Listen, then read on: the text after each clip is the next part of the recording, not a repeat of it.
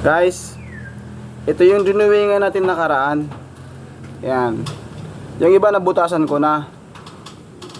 Ipapakita ko sa inyo kung paano bubutasan gamit ang portable drill. Gagamit tayo guys ng bala ng barina na 3mm stainless. Pag bumili kayo nito guys sa Lazada guys, make sure na yung pang stainless ang bibilhin nyo, kasi itong 304 na stainless na 6mm ay matigas talaga. Recommended ko sa inyo guys, ang bilhin nyo dormer pang stainless. Papakita ko guys kung paano tayo mag drill. Dahan-dahan lang guys, huwag nyong bibiglain para hindi mabali yung inyong bala ng barina. Huwag nyo rin pakadinan todo guys. Kumbaga guys, parang lang, pitik-pitik lang ba.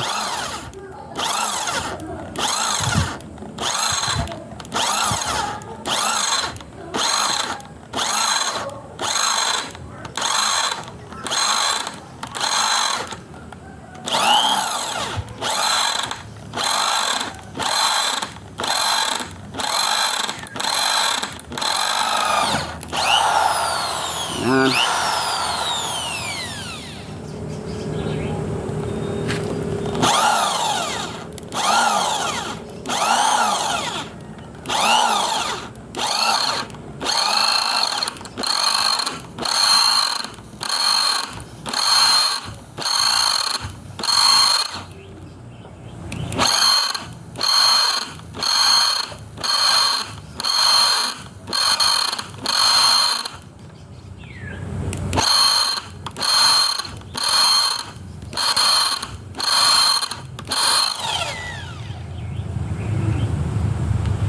Babasahin muna natin guys yung bala ng barina natin sa tubig para hindi siya masyadong mainit.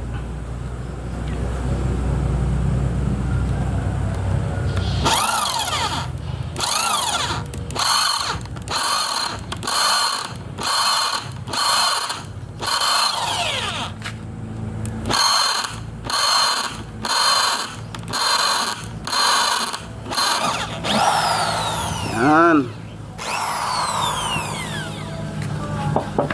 Nabutasan na natin guys. 1, 2, 3, 4, 5, 6, 7. Ito pa pala isa pa. Pang 8.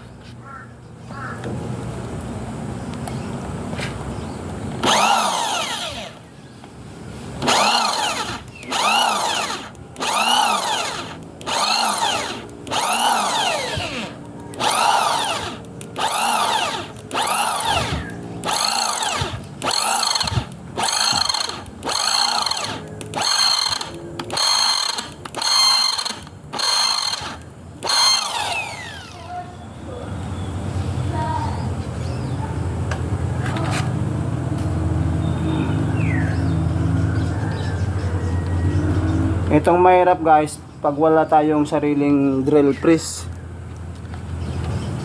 Kailangan mano-mano lang. Medyo mabagal at medyo masyadong mabusisi.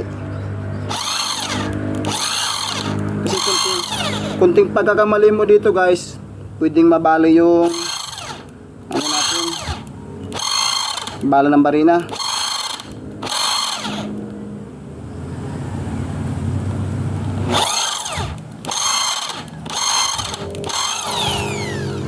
Okay. Madami na to guys. Madami na tayong magagawa. Magkakating naman ako guys. Sa susunod, ipapakita ko naman sa inyo pagkatapos ko tong katingin. Hanggang sa muli guys. Bye bye.